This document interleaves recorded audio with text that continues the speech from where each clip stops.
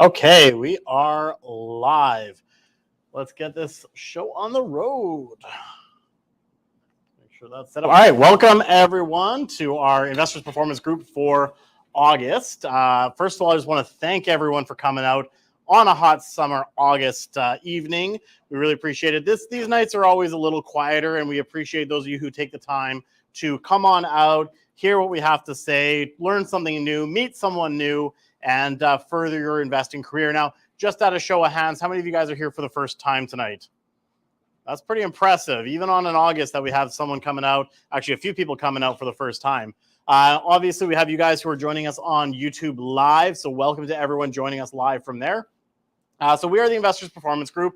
We are a group, a collection of investors who want to get together, who are like-minded and like to network, learn, and all grow together. And we do that through this monthly meeting, excuse me, where we bring you guest speakers, different topics, everything like that. Now, the Investors Performance Group is sponsored by the Kelly Fry team. So we are a full-service real estate investment team. We are realtors who help investors grow their portfolio through multiple different strategies, from rental properties, flips, Airbnbs, multifamily residential. And by full service, I mean we have everyone available that can help you guys with your success, from we've got the home inspectors to lawyers, accountants, everything you guys need. We've got contacts for that for you guys.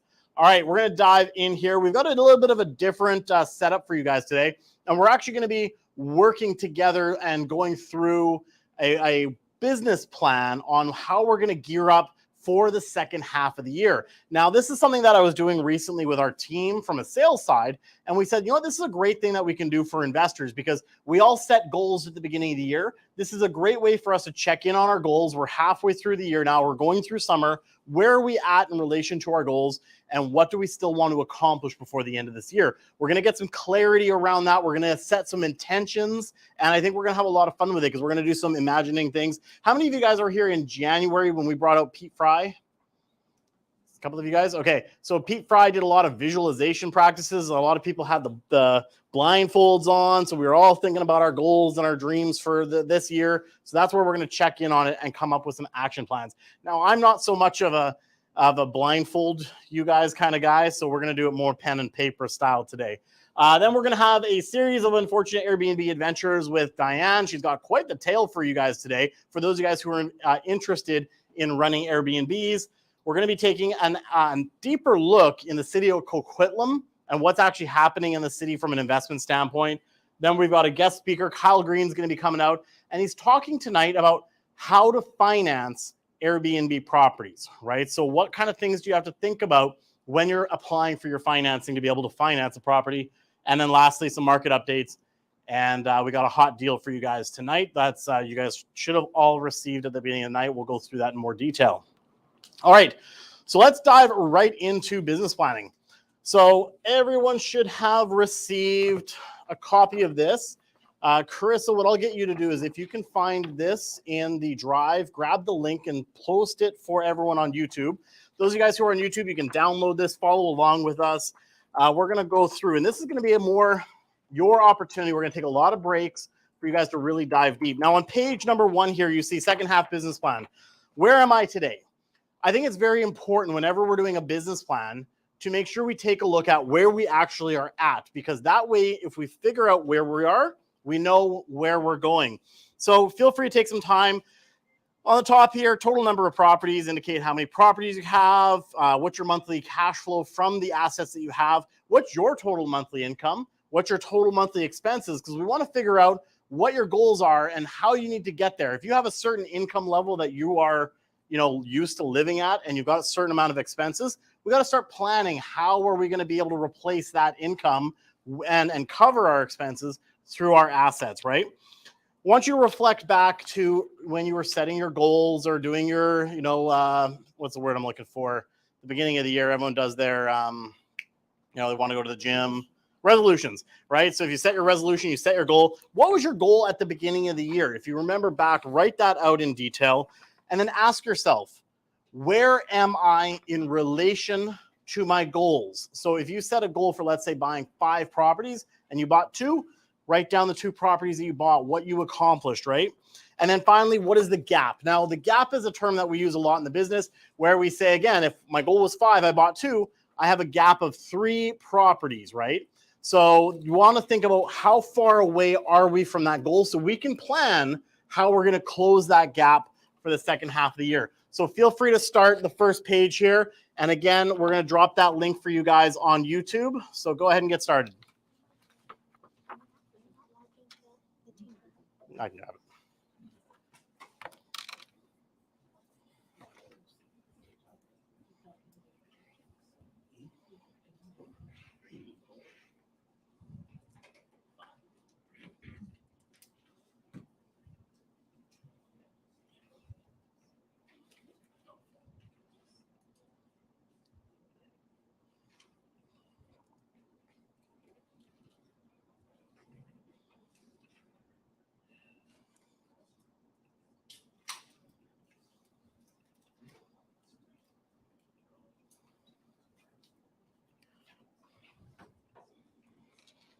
Okay, those of you guys who are on YouTube there, I've just dropped the link so you can download the worksheet and start following along with us.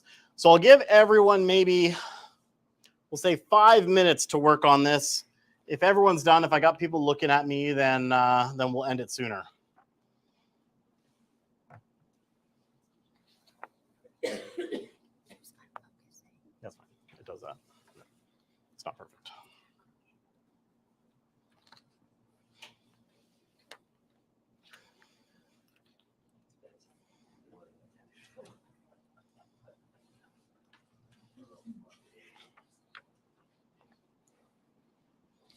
Now, if you guys are following along on YouTube, feel free to throw some comments in the chat if you guys have any questions on how to fill out the front page. It's pretty self-explanatory.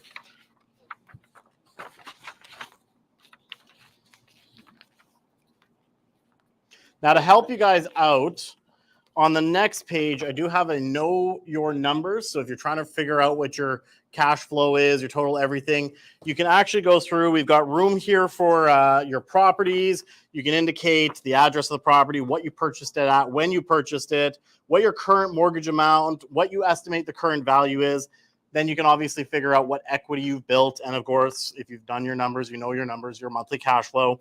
If you've done any private loans, so that includes RSP mortgages, everything like that, you can indicate the information there. If you have any stocks, bonds, mutual funds, any hard assets, and any cash holdings. So we want to get a real clear picture as to where we are at financially so we can know where we're going after that. So this tool will help you guys with the front page as well.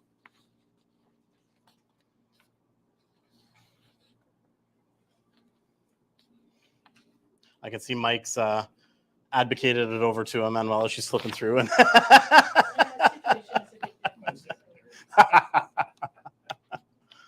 excellent.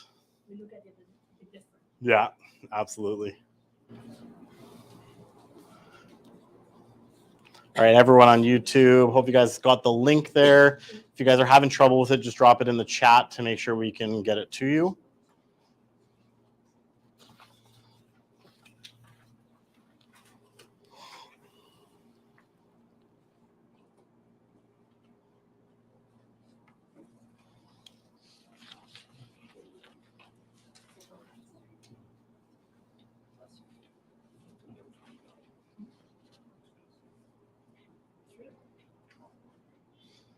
Now, I know for some, it's going to be a quick exercise. You guys are at the beginning of your journey.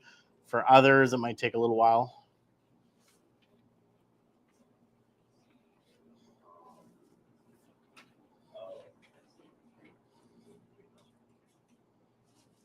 For avid investors like Rainer, he's going to be here all night.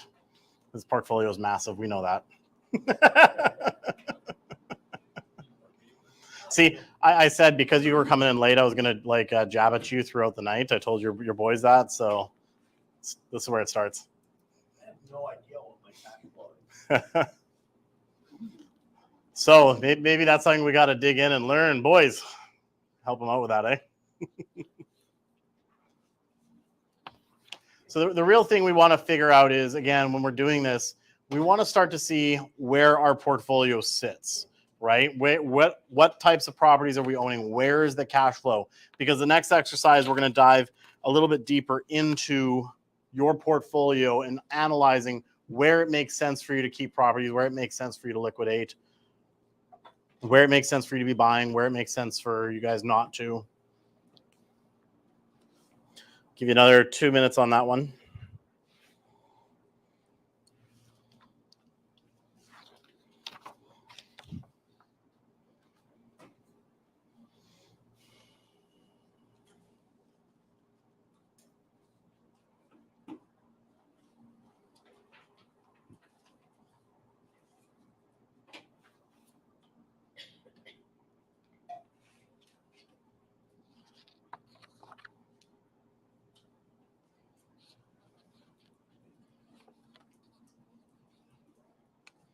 And again, for those of you guys who are on YouTube, I see a couple more people just joined us on the live.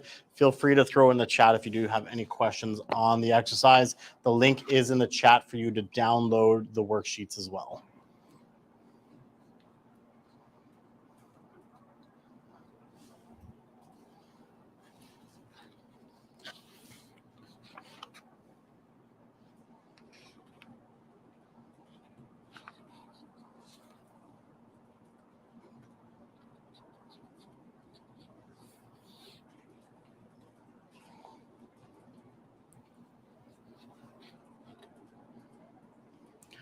All right. So feel free to continue working on this. Take this home. Like I said, good exercise to really dive into your portfolio here, really figure out what's going on. On the next page, you'll see something called SWOT. Has anyone ever heard the term SWOT before? Okay, I got a couple of people in the room. So this is an exercise where you're going to go through your strengths, weaknesses, opportunities, and threats. Now, how we're going to be looking at it tonight is from your overall portfolio. So you guys just went through and started outlining what your portfolio looks like, where your assets are sitting. In here, I want you to start thinking, okay, where is the strengths lying in my portfolio? Identify the properties that are maybe your strongest properties, ones that are really yielding a good return on your investment. Then maybe take a look at your weaknesses. Where are the weaker properties? Where are the ones that are, due to interest rates, maybe they've landed into maybe a negative, but maybe there's some opportunities there. Right? Where are the opportunities in your portfolio? Can we think about maybe refinancing properties if it makes sense? Maybe if you're on a variable, we look at the opportunities to go and lock in at a fixed. Maybe you'll get a better rate and that'll improve your cash flow situation a little bit. So we start to really analyze. And the last one is threats. What is the threat to you reaching your goal? Do you have anything in your portfolio that is threatening to actually derail a lot of that? Now, I went through this recently and I just liquidated one of my threats, which was a building in Edmonton where it continued to be a negative cash flowing situation.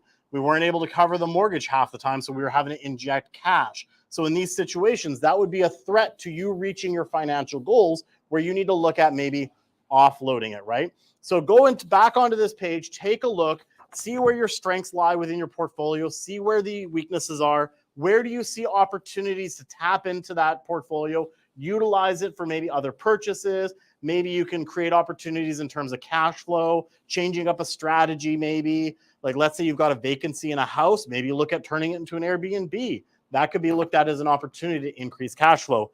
And again, your threats. So I'll give you another 2 or 3 minutes to work on that one.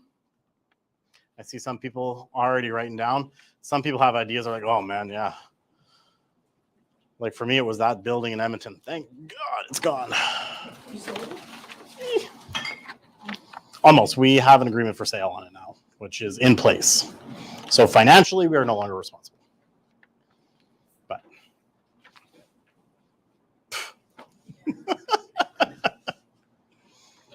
yeah, exactly. Central McDougall. Just a couple blocks north of the new arena. What's that? It took us 9 months to sell it, yeah. Yeah. And I think we had 7 accepted offers on it. And they just kept collapsing. Is Edmonton the place to be right now for investors with record low rental availability? And I've just been reading on Western Investor that it's really hot in Edmonton. As somebody who's invested in the Edmonton market for the last 14 years, it's a market I'll never go back into. Yeah. I'll leave it at that. We can have a private conversation after. Yeah.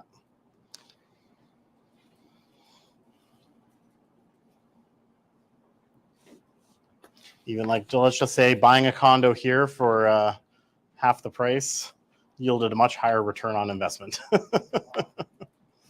This market is great. All right. See if a few of you guys have gotten down there. James has got a lot to say about his portfolio. That's awesome.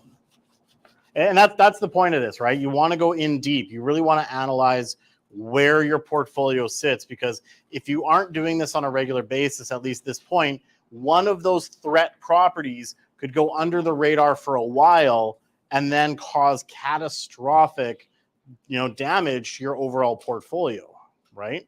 As somebody who has had that happen, I can speak to experience. That's why we want to do this, right? All right.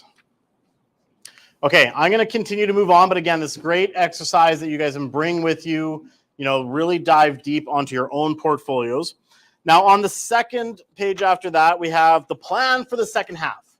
Here's where we're actually going to put the rubber to the road. We've identified the strengths, weaknesses, opportunities, and threats in our current portfolio. We know what our gap is based on our goals from earlier this year, how many properties we want to buy, how much cash flow we wanted, everything like that. Now we're going to start planning out the remainder of the year and the action that you're going to take towards those goals, right? So number of properties, what's your target? So you identified what your gap is. Is that still what the target is, right? Maybe you said I had a gap of 3 properties. I'm going to try to buy 3 properties this year, put that up there.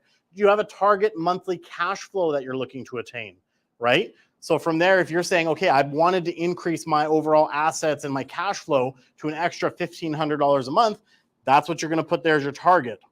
Next question is, what resources do I have access to? Resources can be anything such as capital, maybe qualifying for mortgages, partners. Do you have any partners?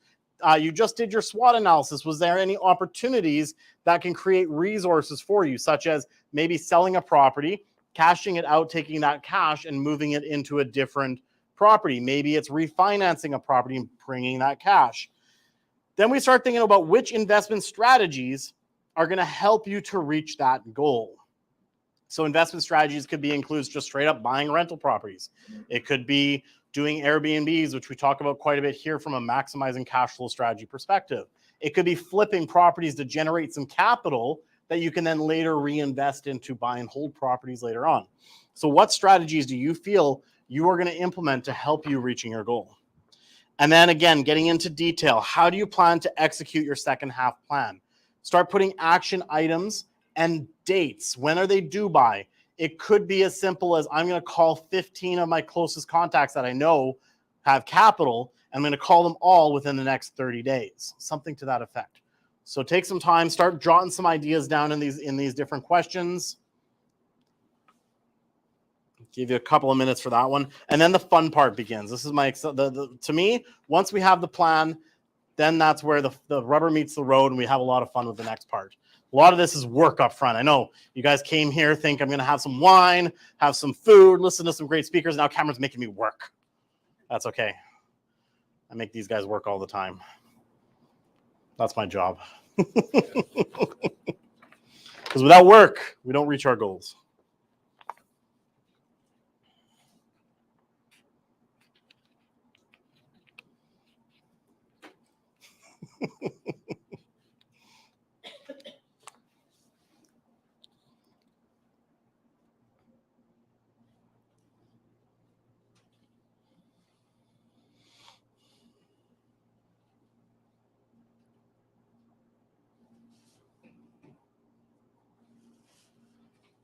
Give you guys a couple more minutes on that one. Especially with your plan of action, get really granular with it. Really put some action plans. We've all heard of the term SMART goals, right? Specific, measurable, what is A again? Achievable, right? R, realistic, T, timely, right? SMART goals.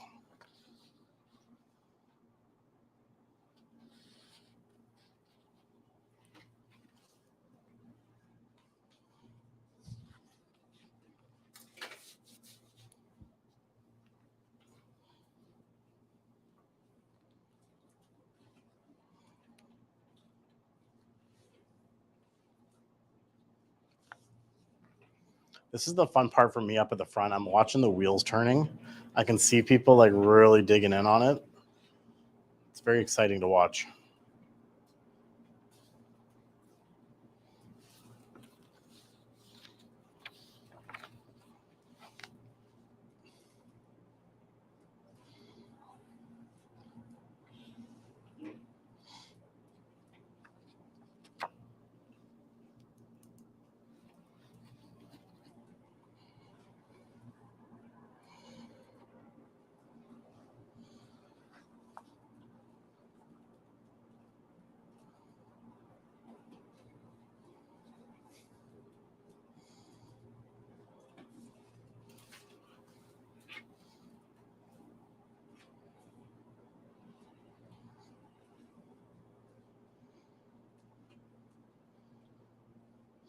Oh, Mike jumped in on it now.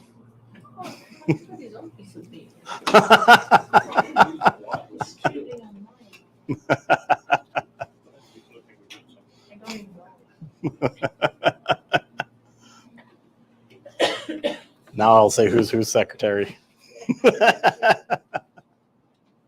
All right. Okay, so again, take this worksheet, really dive deep onto it. Now here's where the fun part begins, because now that we have a plan of action, now that we know what our goals are, we know what our gap is, how we're going to attain it, now we got to start imagining what it's going to be like to actually attain it. What is it going to feel like? How is it going to impact your life? So on this next one, you have the life at a new level sheet. Now here I want you to put down underneath current income, what is your current monthly income that you're experiencing? Now, that can include if you've got a job, if you've got any assets that are generating any sort of income, write down your personal monthly income level.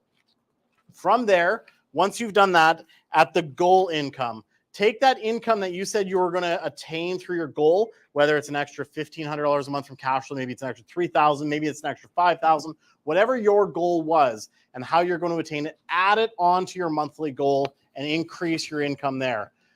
Under the current income, I want you to really dictate what your life is like today, okay? What kind of car are you driving? Where do you hang out? What do you do? What is your life looking like today? So take some time and I want you to write that out, okay? So you figured out your current income, your goal income. Now write out what your life is like today. And go deep on it. This is for you. You guys don't have to turn this in. It's not homework. Go deep on it.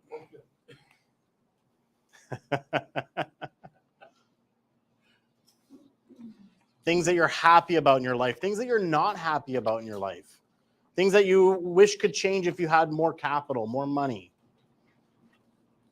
things that you wouldn't change for the world. What type of vacations have you been taking? The kind of people you're hanging out with. I mean, you were good. We hang out. We hang out. We're good.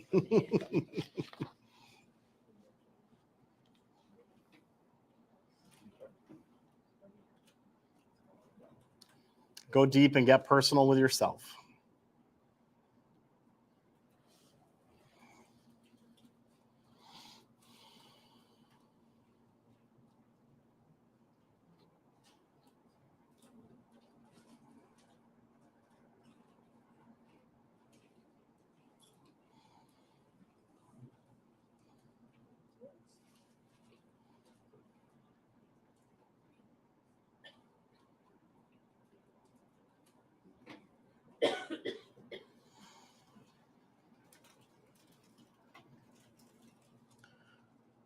Okay, once you guys have some notes jotted down there, I want you to flip to the other side. Look at what that goal income is that you set for yourself. And I want you to imagine what life is going to be like with that increased income. What changes in your life can you make because of this increased income? Again, if you're earning an extra $3,000 or $4,000 a month, what kind of life are you living? Maybe it's an extra 10 grand a month because you're super aggressive and you're going to buy 15 properties. Right? I don't know what your goals are. This is up for you guys. So really start imagining what's going to change in your life with this new income. If you go to the gym, what kind of gym do you go to? If you, again, what kind of different, what will change in the vacations you take?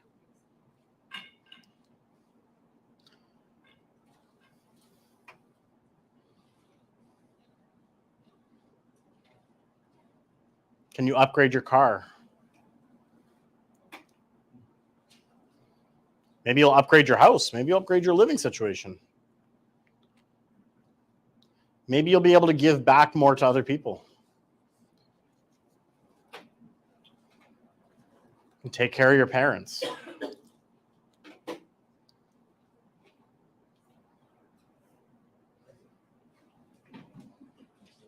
Treat your spouse, treat your kids. Educate your kids. Teach them what you're doing. Rainer's doing that for sure.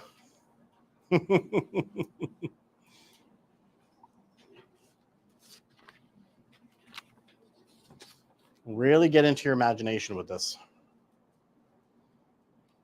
Really feel what that life is going to be like.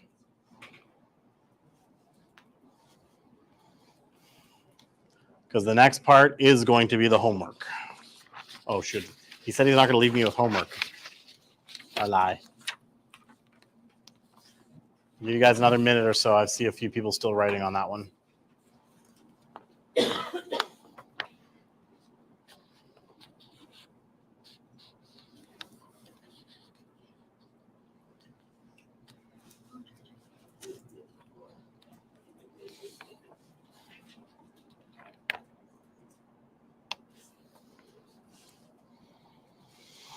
All right. Then on the last page, my vision board. Now, how many in the room have done a vision board before or have heard of a vision board? Okay, quite a few people. I'm going to tell you to do it a little bit differently than you've probably heard. Normally, when you think of a vision board, you sit in a room, you get a bunch of magazines, get some poster board, and you cut out all these amazing images of life that you want, right? And you post it all over the vision board. And that's fine, but I'm going to push you to go a little bit further with that vision board. If you take a clipping out and you put it up on your vision board, I want you to start thinking about goals around it. And again, we talked about the SMART goals. I want you to set a date for when you're going to achieve it. And I want you to map out how much that goal or that vision will cost. This is probably something most of us have never done. And there's a reason why a lot of people don't achieve what's on the vision board, because they don't put a plan in action around it. So if you put this beautiful vacation in a villa in southern France, I want you to actually go and research it. Okay? What are the flights to get there? How much is that hotel in the photo on a nightly basis? What kind of room in that hotel do you want to stay in? What kind of excursions would you want to do? Build a budget around it so you know exactly when you're going for that goal, you know exactly how much it's going to cost, so you can frame your goals around attaining that, right? If you want a new car, you put a nice new, I don't know, Porsche or something like that. How much is that Porsche? What's the insurance on it? What is the cost of that car? Are you paying cash? Are you financing it? Like, are you going to use your assets to pay for the lease on it? Figure it all out. Really go deep on your vision board. Instead of just taking photos, really write out how you're going to attain what's on the vision board. So I'm not going to dwell too much on this one. I can see some people are already drawing even. Is that a plane? That is awesome. Yuri's actually like drew out a plane and he's putting it down. I love it. I love it. So again, take some time. Now this is too small. Okay, this one single page. I do encourage you to go and get a poster board and do that. Like, go and hunt down pictures online, what it is you want to attain. It's supposed to visualize it. But then, like I said, go in and really get granular with it. Go find out exactly how you're going to attain that and what it's going to cost. The instructions are there to help guide you. Now, I hope you guys found this valuable. Did any comments or feedbacks on this exercise? I'm just curious. Thoughts? A few people I saw really digging in. James, you're really going. You got to go deep. So, and that's the biggest thing I wanted to impart with you guys, is that we have time. The market has changed. We're going to talk about the market at the end of the night, but that creates opportunities for the investors who are ready to take advantage of it. And there's still ways that you can utilize this market to attain your goals. But sometimes you need to look at where you're at currently to see where you're going. All right, so we're gonna put this to the side for now. Thanks so much for working on that with me today. And we're gonna keep the ball rolling tonight. There we go. All right, so our next segment is Tales from the Trenches. I know most people, this is one of their favorite spots, but unfortunately, we're experiencing some technical difficulties. And that difficulty is a good thing. We actually don't have a story this month. Shocking. It's only the second time in the history of running this that we don't have a Tales from the Trench story. And typically what Tales from the Trenches is, so you guys understand, is this is a segment that we do normally monthly where we show you the dark side of real estate, right? So, you know, again, we're focusing on building our plan. We're doing our vision board, what real estate can do for us. Then we get in, we buy that property, we get that one tenant, and literally things go to hell, right? So normally we share stories on what to do to either avoid these situations altogether, or if it does happen to you, how to navigate through it. And normally we have Jim come out. Jim's got plethora of stories, but he's out of town. And I'm in the process of putting my story from Edmonton together. It's just not ready yet because we're still literally, like even Carissa today was working on stuff for transitioning my building. So we're trying to make sure we have all of the details together, and I will share that story likely next month. So with that being said, hey, we finally have a month where I said, maybe we'll have a story, maybe we won't. So not this time, but we always have an Airbnb story, right? I mean, Airbnb, when you've got someone on your team who's running 21 Airbnbs, there's no lack of a potential for a story. And this one was just one of those scenarios that you never really think is actually going to happen to you. And it did. So I'm going to bring up Diane, since Diane works with Kelly heavily with our Airbnb. Some of you guys may recognize. Give her a round of applause. Diane's going to let you know all about this tale from the trench. Here's your microphone. Here is your clicker. Oh, there you go. Thank you. Okay, so this one has two parts. It's, let me get you started. It's called Watch Out for Wasps.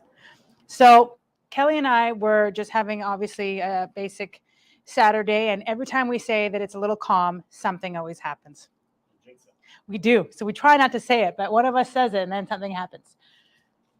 So we get notified that there is a bunch of swarming wasps in the unit, not only outside, but inside. So we have to then send out our repair team and our concierge out there to investigate. The biggest part that I want to make a point of is to always make sure you have a good team, because Kelly and I can't always make it down there. So we have a team on standby. They were sent out there. Unfortunately, they couldn't take care of it because it was more of a pest control issue, and we had guests coming in. So that's when it gets a little tricky. We did do a little bit of a modification and got rid of some of them, but it was the BC Day long weekend, so we could only get somebody out on Tuesday. The cleaner then came back after and found more. She has this little video here. This is one of the units, the downstairs bedroom. They've now made a hole and are starting to come into her actual unit. So when she got there, the cleaner was a little bit freaked out. There was bees all over, wasps all over the ground, and she was vacuuming them up. But the problem that we had with her is that she got scared and decided to close the door and leave. So what does Kelly do? Kelly gets Pete and they go out. So Kelly went out there with Pete to investigate the situation. Sure enough, quite a few bees. There wasn't to the point where they were swarming the whole house. They were confined to that one bedroom. But when Kelly got there, she obviously did a little bit more of a control, looking through everything, making sure our sheets were up to par, our, linens, towels, everything. And it wasn't to where it should be. So it's always good to maybe go to your units, especially if you have 21. It's harder for her to get out there as much as she can. She does go quite a bit. And when she goes with a Costco haul.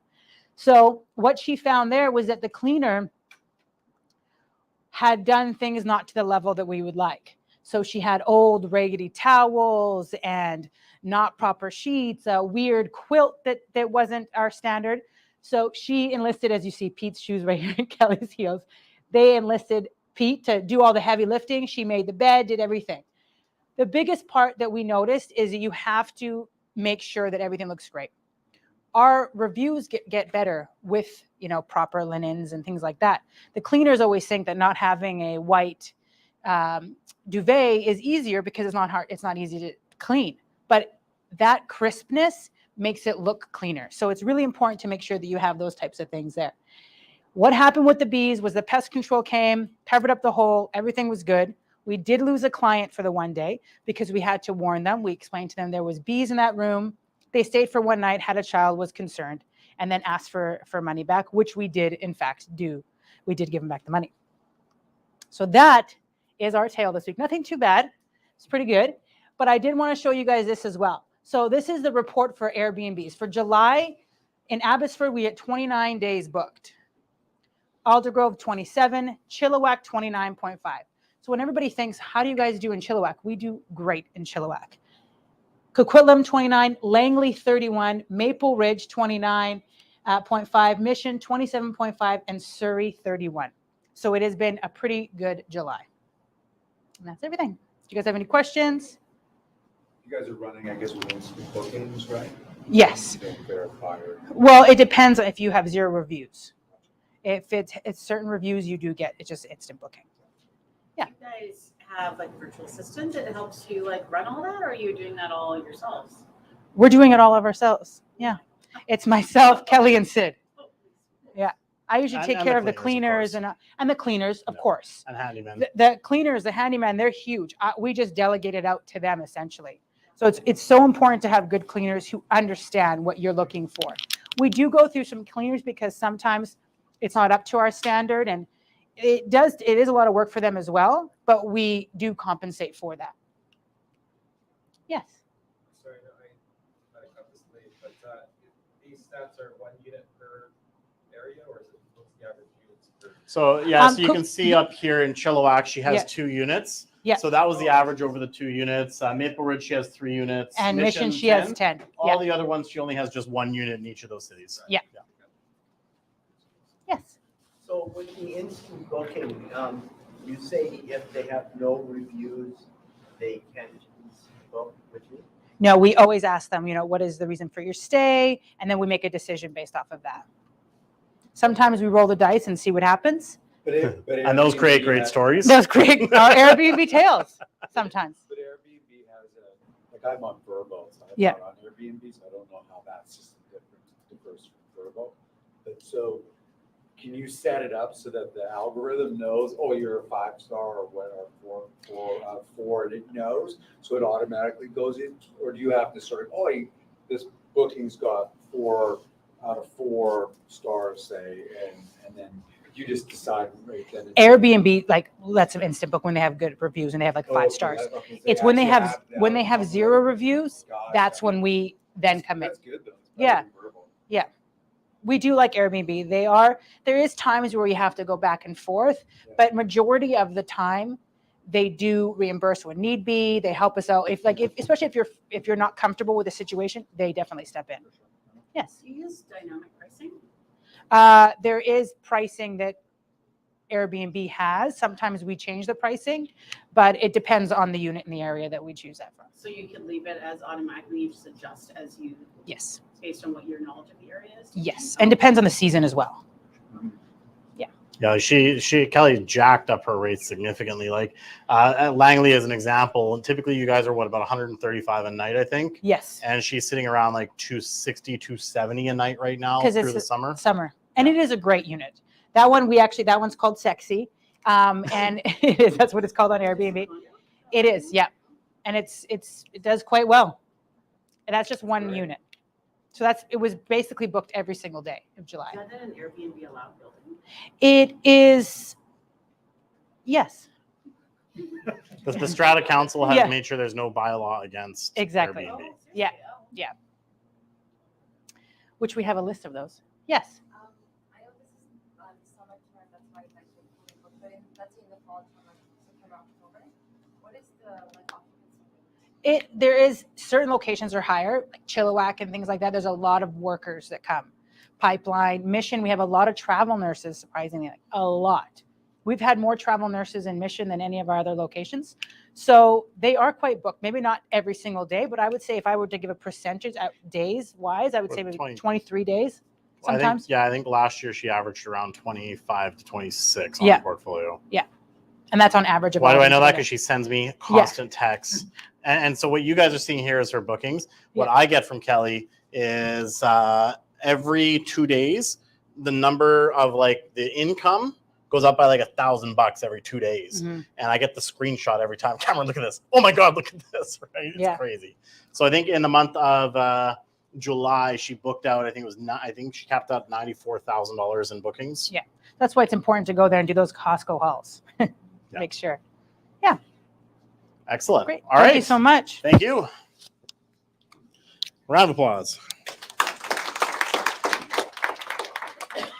And she didn't mention this, but I wanted to point out the Air DNA reporting there that it says summer travel continues to break records with 35.4 million nights stayed in July, beating last year's record by more than 9.4% year over year. So there is a significant increase in Airbnb users that are starting to book. So, you know, what we start talking about supply and demand on the aspect of like, you know, buying and selling properties, rental properties, there is a significant increase in demand for Airbnb as well. So that's why we're seeing it has continued to be a strategy that is outperforming a lot of the other strategies around the Lower Mainland. Another example of this is I was talking to my client that I sold into a property last year. He bought a house out in Mission. 3 bedrooms up, 1 bedroom basement suite. Basement. The basement downstairs originally had a suite, and then the owners had torn it out because they didn't need it. So it was super simple. All the hookups were there. So we just literally put the kitchen back in and made it a suite. So a couple of things happened with that. One, he got a value boost because he created a 2-bedroom suite there because he actually converted another room into a 2nd bedroom down there. But he's been running it as an Airbnb. And he said he's been like blown away. Obviously, his costs have gone up due to interest rates and everything like that, but he's still been in a cash flow positive position ever since he bought it. His cash flow started around $1,500 a month. It's gone down to about $500 a month in the low season. It's gone up during high season again. And then at one point he said he got an insurance claim that called him, and they typically the insurance will pay above typical market for a furnished rental. So he booked that. He had a 5-month straight booking where it was just pure cash flow. He said it was phenomenal. So there's a lot of opportunities if you're willing to do the strategy. It's a little bit more work, a little bit more, you know, energy expended into managing this. But at the end of the day, if you're looking to be in a market that continues to outperform the rest of Canada in a lot of ways and cash flow, Airbnb is one of the strategies that's making that happen. All right. Okay, today we're going to be diving into the city of Coquitlam. There's a lot of stuff that's been happening in this city, a lot of approvals that have been going through, and I think you're going to realize everywhere you go, the skyline is going to be completely different in the city of Coquitlam. And a lot of this is still stemming from that expansion of the Evergreen line because there's continued development happening. And to do that, to explain that, we're going to bring up our very own Elisa Donnelly. So you come on up. Give her a round of applause. So for those who don't know, Elisa, she's been on our team for almost a year and a half, kind of 2 years. But not only that, she's got a background in geotechnical engineering. So when she starts analyzing the cities and the developments and what's going on, she really knows her stuff. So make sure you guys take notes on this because the city of Coquitlam has some fascinating things happening. So I'm going to let you explain it. Thank you. Okay, guys. Yeah, I'm actually excited. I was actually, spent a half a day yesterday researching Coquitlam and what's happening. I'm quite familiar, and there's lots of areas I want to cover, but unfortunately we don't have time. So anyways, very brief about stats in Coquitlam. So the population currently just under 150,000 people. So it grew up quite a bit by 6.7% since 2016. And the estimation for population growth by 2041, it should be just over 200,000 people. Again, if you look at the vacancy rate, it's less than 1%, so we're good here.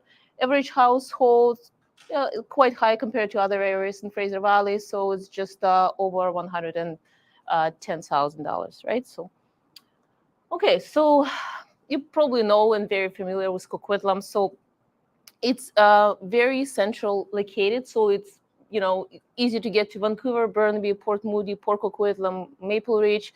So it's very central. You got a very good public transportation. So we've got a SkyTrain, we've got a West Coast Express, highways, very developed bus lines. So again, very good here. And of course, I live in Port Coquitlam, and I travel to Coquitlam every day. So with my son, so a very family-oriented community. So lots of playgrounds, nature, hikes, kayaking, biking, you name it, it has it. And yeah, so what I want to cover today, so few areas. Well, first of all, I'm going to talk about Central Coquitlam.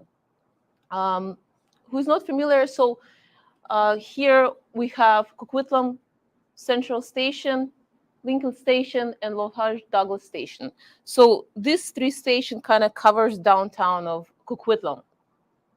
So I kind of dived into OCP of Coquitlam, and so what they're planning to do, so they came up with this plan of precincts. So we've got 3 precincts which are going to be constructed around these SkyTrain stations. So we've got intersection of Lougheed and Pine Tree. We've got, so that's the actual name of the precinct. We've got Coquitlam City Central Precinct, and we've got Four Corners Precinct, which is located where's Douglas College near Lafarge Lake. So as you can see, again, they go on with the further densification of the community. So we're going to have high rises. They're going to, implement parks between these high rises, like different seating areas, cafes. So of course, the bottom level, like the bottom of high rises will be a commercial units, different stores. So what I actually want to point out and concentrate on for this particular area is Coquitlam Center, right? The old mall. So that is actually in plans to be redeveloped as well. They're going to be doing 2 phases. There's nothing set in stone right now, so it's going to be dictated by the market demand. And so I haven't seen anything like, there's no date to be yet set for the construction. But again, the concept is it's going to be similar to Brookwoodlawn Mall and future Lougheed Mall. So it's going to be a walkable mall. Again, we're going to have high towers with commercial units at the bottom. So there's just some rendering you can see. So it looks quite impressive, I have to say. So it's just going to be, almost like downtown.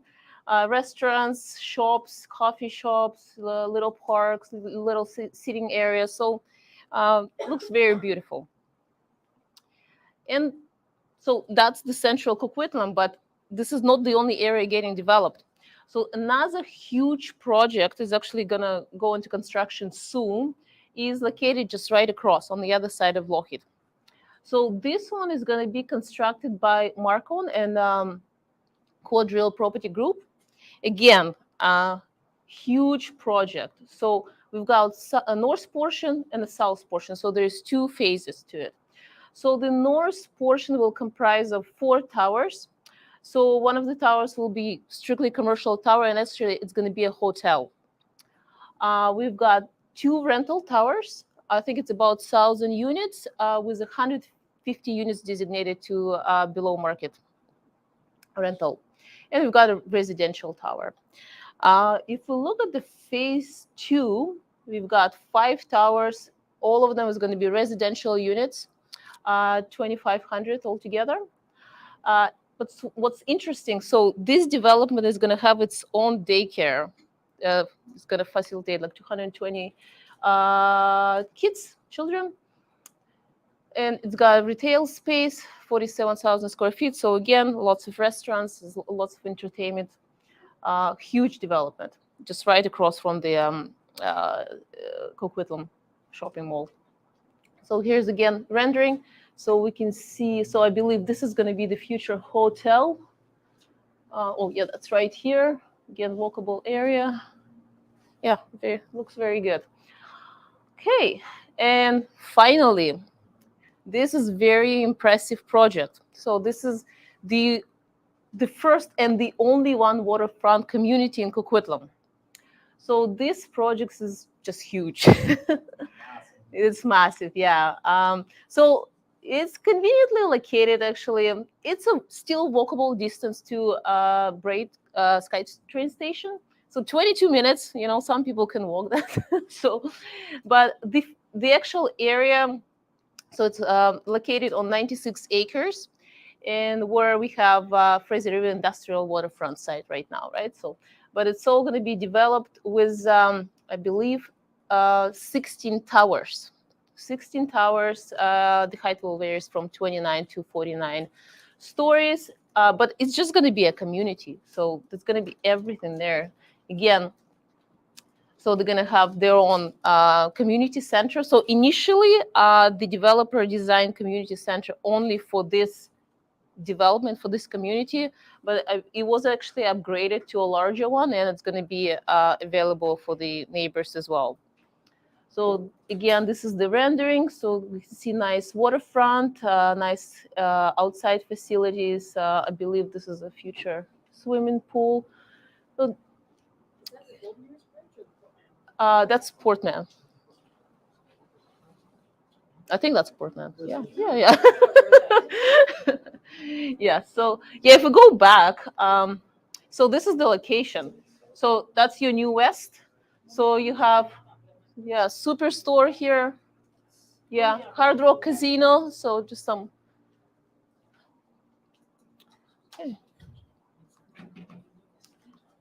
Okay, so yeah, as you can see, so there'll be different variety of the buildings, not only high rises, there will be low rises as well. So huge development. They will be improving some infrastructure, so putting some roads. I think the developer agreed. So yeah, there will be a bridge because there is a historical creek here, so they're placing a bridge. But they're also going to be improving public transportation. I think they will be putting TransLink bus route to Fraser Mills, connecting to the Braid station, so people actually easily can get to SkyTrain. So this is it for me. But as I said, there's lots of going on right now, near. So the Brookwoodland is developing quite rapidly. I think they will be starting construction soon of Lockheed Mall. So that's going into construction. Again, it will be similar to, what's the other one? Yeah. So again, walkable mall. So that's what they're going with, kind of this design these days. Yeah. Austin Heights developing quite rapidly as well. Again, there's lots of interesting projects. I could talk, but we don't have time today. But anyways, this is it for me. Thank you very much. Thank you. Yeah, there's definitely some interesting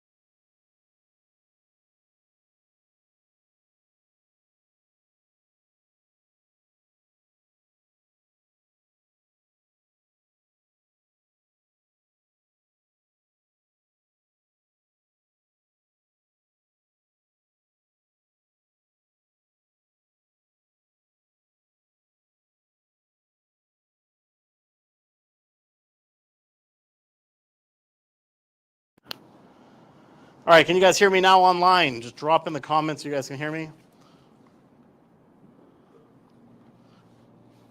Can you guys hear me now? Yeah, perfect. Okay, so back to sales. So as we can see here, right here is the indicator of when that interest rate just went up. This is over a 2-month period here. What happened to sales? Right down. It's incredible to really start to watch the impacts of these decisions that the Bank of Canada has and how the immediate response is to the market. So as we can see here, the one interesting thing, in 2022, that was when we were right in the thick of it, right? You know, interest rates were going up at 0.5%, 0.75%, 1 full percent, and sales were quite low. In fact, in Chilliwack, only 132 sales in that region. But we can see here, sales are up over last year, but the trend line is what we're looking for because that's what's holding things back, right? But you can see here, this is January, sales really skyrocketed because they had that interest rate pause. So that tells us buyers never went away, right? So they feel confident, they start buying like crazy. Inventory was still low at that time. Now suddenly we've had a change of direction. Interest rates went up again. Whoo, I should probably wait a little bit. I'm okay renting where I'm at.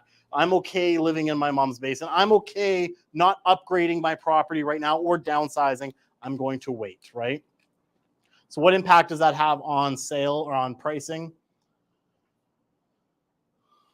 Well, as you can see here, we have had a little bit of a dip, especially here in the Fraser Valley, right? So we saw that swing upwards, right? Property values were starting to rise again. And now Chilliwack's right here. Fraser Valley have had 2 major dips. And it looks like Greater Vancouver kind of went down a little bit, but then eased out throughout the rest. And again, this is very reminiscent of the fact that if we have less sales happening, we still have a little bit of inventory, even though it's still historically down, we're still not absorbing enough. Well, prices start to drop. And we're going to see that, I think, for a while, where there's going to be rises up, rises down, as the Bank of Canada continues to correct, overcorrect, undercorrect as they go. Yep. This Chilliwack right here. Yeah, yellow one there. Yeah, you betcha. Now, the interesting thing to look at, though, comparative to last year, though, and this is where we got a lot of, like, I was talking about it earlier this year, that we are gaining a lot of the equity that we lost in 2022. As you can see here, the average price in Greater Vancouver was 1.26. We actually are over that. So the impact of the pause really pushed the average price up because a lot of buyers took advantage of that time, and it really racked up that price.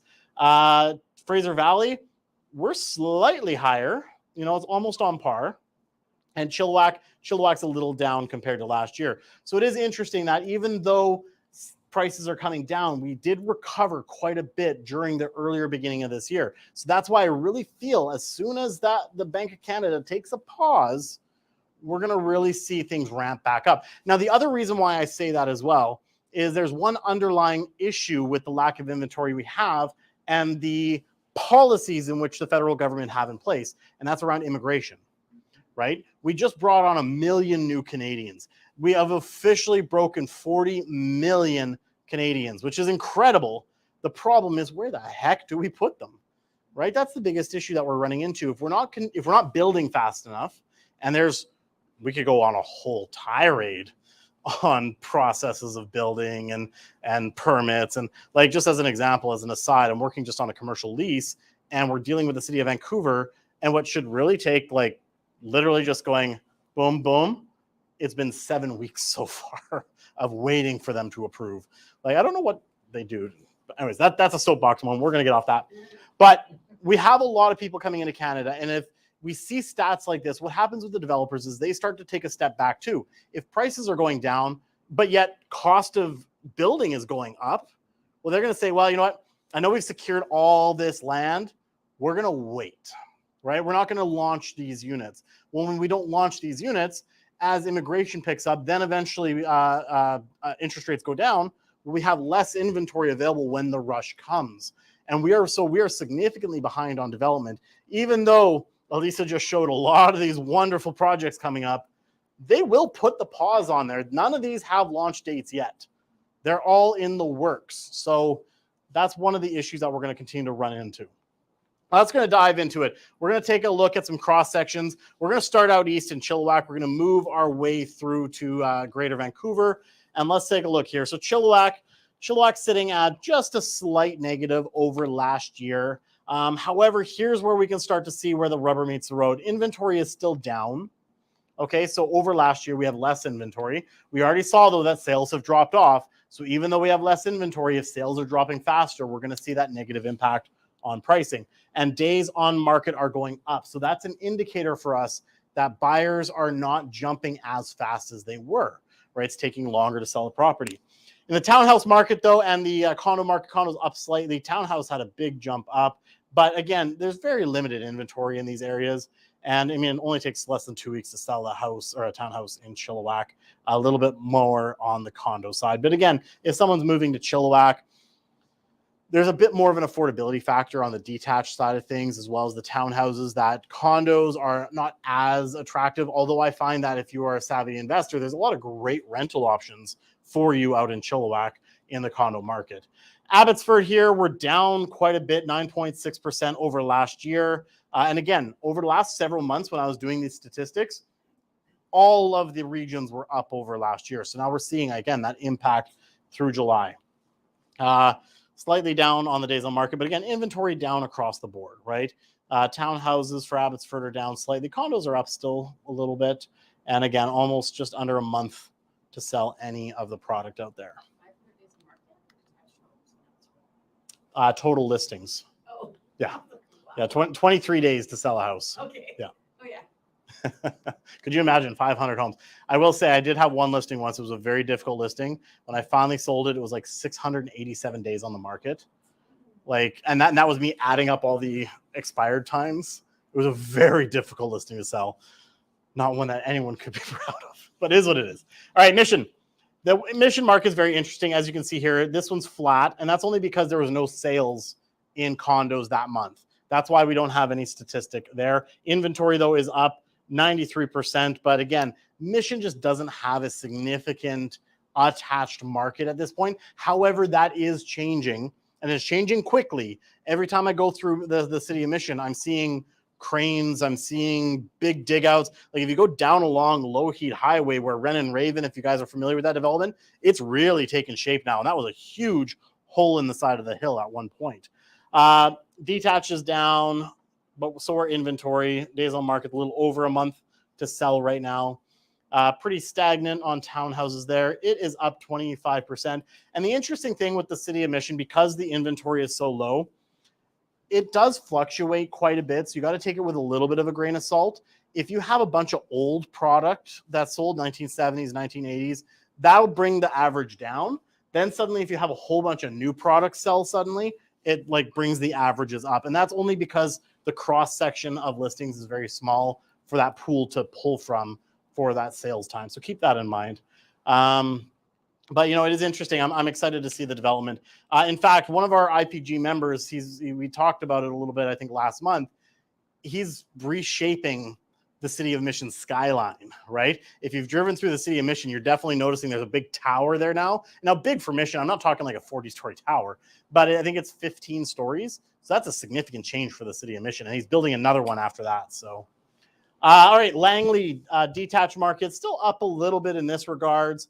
Townhouses are up a bit. Condos are doing quite well. In fact, Langley is one of those areas we have really seen, even though things have slowed a bit, when we have a listing there, they do get quite a bit of action right now. So even though the market is slower than it was back in like May, June, we are seeing that pockets.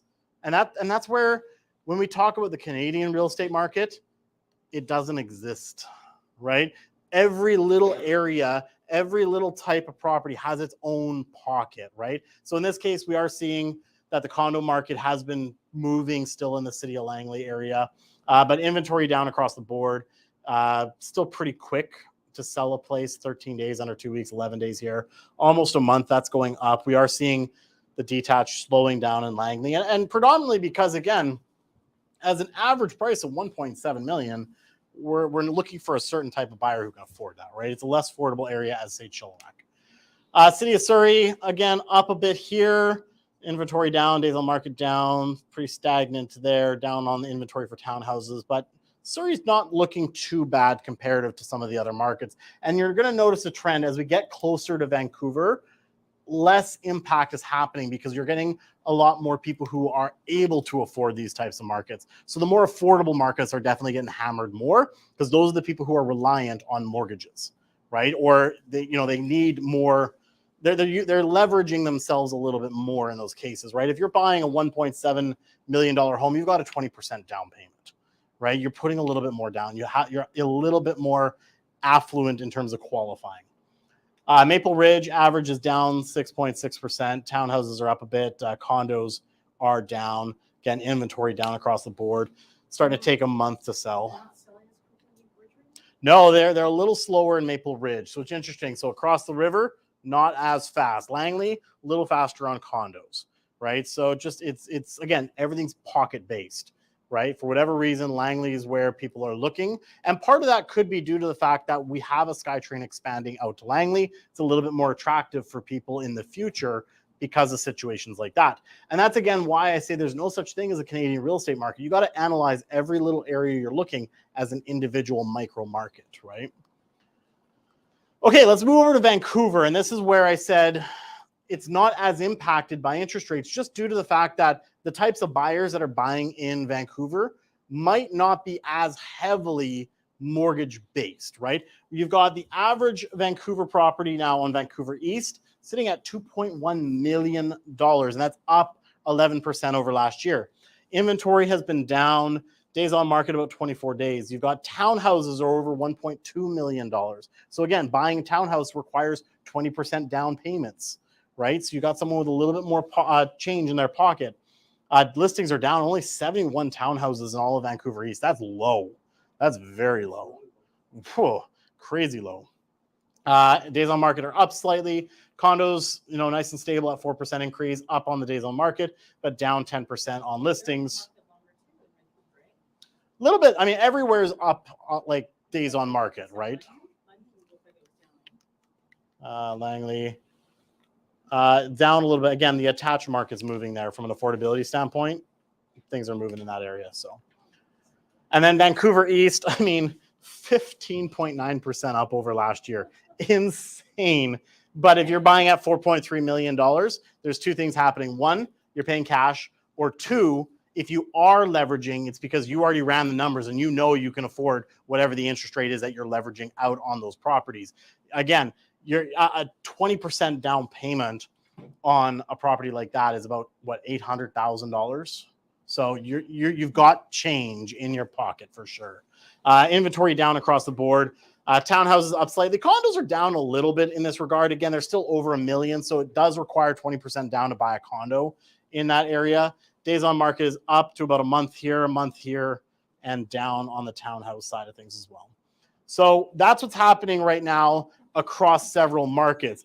Now, the housing market sales tempered due to interest rates. We're saying stay strong out there. This is coming from the Real Estate Board of Greater Vancouver. So after 5 months of successive increases, real estate sales dropped in response to a combination of the continued rising interest rates and the summer cycle. Keep that in mind. It is summer after all, right? So, we just got through a very busy spring market that was combined with held interest rates. Now we've got a summer market where it's more traditionally a little bit slower. Mix that with an increased interest rate, we're going to see the impact. And that's why it'll be very telling what happens in the market as we move through September. What day is the next announcement? September 6th? September 6th? It'll be interesting to watch what the Bank of Canada does. I will maybe ask Kyle when he arrives. Let me just double check that he's not looking for the link. Nope. When he arrives, we can definitely ask what his prediction is. My personal prediction is that I have a feeling they're going to increase the rate a little bit again, and we're going to continue to see that pressure on the market. Saying that, as investors, that's where the opportunity lies. When everyone else, Warren Buffett, I've quoted this many times from this stage. Warren Buffett always says, be fearful when people are greedy. This summer or this spring, we had greed. People were going crazy. Multiple offers are coming back. then now we're into a fearful market. That's where the investors come in, and that's where we can make some great investment plays. Summer is typically a slower period for the real estate sector, and the higher interest rates are contributing to the market slowdown. We're seeing less traffic and fewer multiple offers as buyers and sellers put a pause on decisions, and we expect this trend to continue until the fall cycle. Now, one more thing I want to bring up on that topic then is the inventory. Let's go back to that for a second. If we see if we see sellers looking at the prices falling, well, a lot of what's going to happen too, and we've already seen this, James, as an agent, you can probably speak to this, sellers will say, I think I'll wait, right? So we're going to continue to see then a tightening even further of inventory as somebody who is thinking about maybe downsizing, maybe upsizing says, I'm going to wait till next spring. So as that happens, while buyers are not buying, they see prices falling, they'll sit and hold, that inventory will continue to drop. And then suddenly we're going to get into a situation where immigration is picking up, interest rates level out, maybe eventually start dropping over the next year, and we're going to see a frenzy of buyers. And we haven't built enough. We don't have enough people putting their homes up on the market to capture that increase in sales. And what's going to happen? Prices go up. So as investors, when's the time to buy? Right now. In my opinion, right now is the time to buy. All right, we're going to do the hot deal. Hopefully that gives Kyle enough time to make it here. I know he's running through some appointments, so he's trying to get here on time. So hot deal this week. This one's super interesting. I was digging through MLS, trying to find something. And this property will actually work as a straight rental in today's market with today's interest rates if you move towards a fixed rate. But we're not about just doing rentals anymore. This is Lower Mainland. We got to get creative, right? So with this property, I'm combining multiple different strategies as a way that we can really maximize the potential of this property. Because as investors, we got to think about maximizing its potential, especially here in the Lower Mainland. This is the property out here on Bouchard Street in Chilliwack. It is a 5-bedroom, 4-bath house. But what I love about it, 3 suites. Oh, heck yeah. 3 suites. What's that? Oh, heck no. This is Chilliwack. It's Chilliwack. But at the end of the day, the thing with a lot of the cities, and I'm okay to put this on record, a lot of the cities are actually okay with unauthorized suites right now because they recognize we have such a crunch on rentals that as long as they're aware of it, they're willing to do registered unauthorized suites. What typically happens in that case is they increase your property taxes just to accommodate for the fact you have increased usage of like water and sewer and things like that. City admission's great for that. Chilliwack's been starting to do a little bit of that I've seen. One of my clients in Surrey just bought a place that the city didn't know it had a suite. They applied for some permits. The city said, oh, wait, you got a suite? Okay, just pay $1,000 and we'll register it. Boom. They didn't have to do anything in terms of permitting or bringing it to code, anything like that. So more and more cities are adopting these policies to combat the rental crisis that we have. So 3 suites here. You've got a 3 bedrooms up, which I anticipate it could rent for around $2,800. This is owner occupied right now, by the way, from what I've seen on the listing. I anticipate one of the 1 bedrooms you can get around $1,100. Now the other 1 bedroom is really small. And I figured you could probably get $900 a month of rent for that. But I said, what if you put some furniture in that one, Airbnb it, even at only $60 a night and 25 nights booked, the income potential for that single unit goes from $900 to $950 to $1,850. Okay, so significant increase in the cash flow. And that's only if you do 1 Airbnb. Like if you're like my client in Mission who Airbnb the entire house, all of the units, your cash flow potential skyrockets on something like this. A house is about 2,692 square feet, built in 1972, but it is very original. So it does need updating. When I'm looking at the photos, I'm like, okay, if we want to attain rents like this and maximize the potential, here's where the combination of strategies come in. We're all familiar with the term BRRRR, right? Buy, renovate, rent, refinance, repeat. Well, this is one of those strategies where you could buy this thing. I anticipate, without seeing it, again, we'd have to verify, about $155,000 in renovations needed. As I was looking through the photos, again, that might change in case Maybe there's a furnace that needs to be done or things like that. I did factor in a brand new roof just because I don't know what the condition of the roof is. If the roof's already been done, great. Also, I put about $10,000 to furnish this one suite.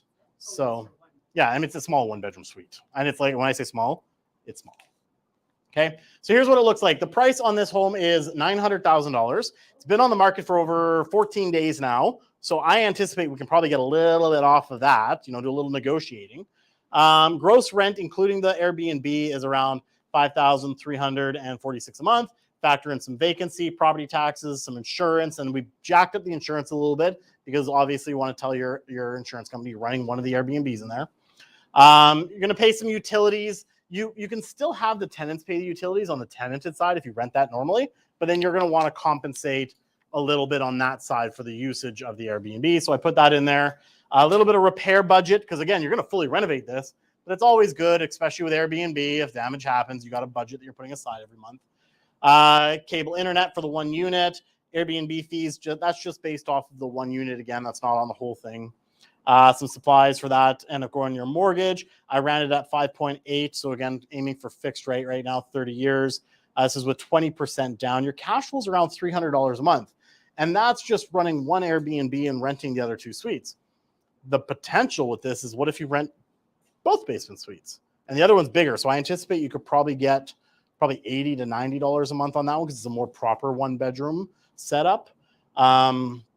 Upstairs, Kelly is absolutely crushing it in Chilliwack when it comes to Airbnbs. I think upstairs, 3 bedrooms, you'd probably be looking somewhere. Diane, what do you think? 3 bedrooms upstairs, 180, maybe even more. Well, right now, but I was saying as an average, yeah, about 180 a month. Yeah. But can you do that? Can you monitor it? Do the Airbnb all of that? I mean, yeah, just set it up. Yep. Yeah, I mean, every city doesn't really allow you to do it, but if you set it up, start running it. If you get caught, take it out, turn it into a furnished rental. Not a big deal. Do 30-day rentals. No issue with 30-day rentals. Down payment, initial improvements, I put $165 for what the furnishing, obviously, transfer tax, legal, appraisal. So when we start taking a look at this from a cash on cash perspective, from a total ROI perspective, we start to see that properties start making sense again in the Lower Mainland. Now you're investing in a market that traditionally outperforms the rest of Canada, right? Toronto and Vancouver, the 2 top ones when you want to really maximize long term. So we take a look at this. Cash on cash is around 0.95%. Again, your expenses are significantly higher because you do have that reno and everything associated there. Principal recapture, that is them paying down the mortgage, 2.5%. Passive appreciation, I only use 3%. And again, traditionally, Chilliwack does do better than that over a 5-year period. And we're probably going to hold something like this for a while. But you also have the active appreciation. So I anticipate this will be worth conservatively around the $1.1 million mark. There was one that just sold on the block for $1,050,000 with light renos. If you do a good reno in there, plus that one only had 2 suites. I think 1.1 is a very conservative valuation for that, meaning that you'd be bringing in about $50,000 in your pocket after the renos and everything else like that. Now, this isn't a screaming burr where you're going to pull out all of your money at once. Typically, those don't exist. But something like this, you can buy, get cash flowing right away, sit on it a little bit, start getting some principal recapture. And when the market starts turning around, that's when you go through the refinance when interest rates have dropped. See, that's the smart part, right? Wait till interest rates have dropped a little bit, because then you're going to increase your cash flow and pull some of that equity out. So this is a bit of a longer play on a property like this. But I think it's a great opportunity for the right investor who wants to put that sweat equity in, put that capital in, and make this a great cash flowing property. All right, let me just check with Kyle. What we'll do is we'll take a 5-minute break, because he said he's going to be here around 5:30. Go refresh your glasses, grab some more food. We got more food, and go and network a little bit amongst each other. And we'll come back in about 5 minutes, and hopefully Kyle will have made it back. If you guys are joining on YouTube, same thing. Just go grab some bathroom break, go grab some food, go grab some wine. We'll come back in about 5 minutes, as long as James isn't running into people's bathroom.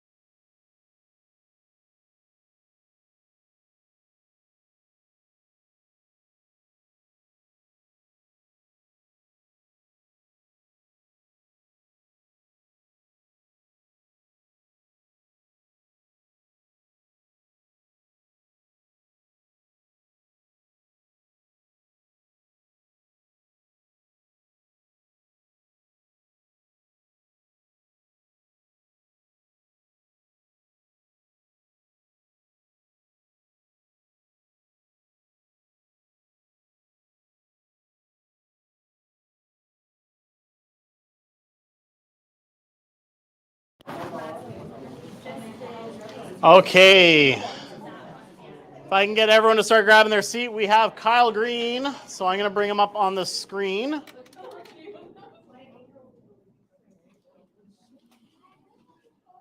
All right, let's turn that off, and we're going to Kyle, we have you on the screen here. How you doing, my friend? Good. How's everyone doing? Good, good, good. All right, if I can get everyone to grab their seat, we have Kyle Green in the house. All right. Excellent, Kyle. Well, welcome to IPG. I'm going to turn this around for you so you can see the crowd. Yeah, please. I was just going to say. There we go. Awesome. There we Hey, go. everyone. And then we're going to readjust your camera here, but why don't we go ahead? So, Kyle, we had you come out today because obviously there's some changes out there in the market. People are doing the Airbnb strategy a lot more these days. And as somebody who's ran the Airbnb strategy yourself, and you're actually in the process of selling an Airbnb, you know some of the requirements for, working with the financing when it comes to buying and selling these types of properties. So we wanted to have you come out, kind of had a bit of an Airbnb theme today. So why don't you take it from here and let us know what's going on in terms of Airbnb? Of course, yeah. The reason I couldn't make it out in person today is actually just had an investor meeting with my investors in my Victoria Airbnb. So I've been all Airbnb all day. I guess at the end of the day, financing can be more difficult for Airbnbs, as some of you may have experienced. There are a couple of different ways that you can still get financing on Airbnb properties.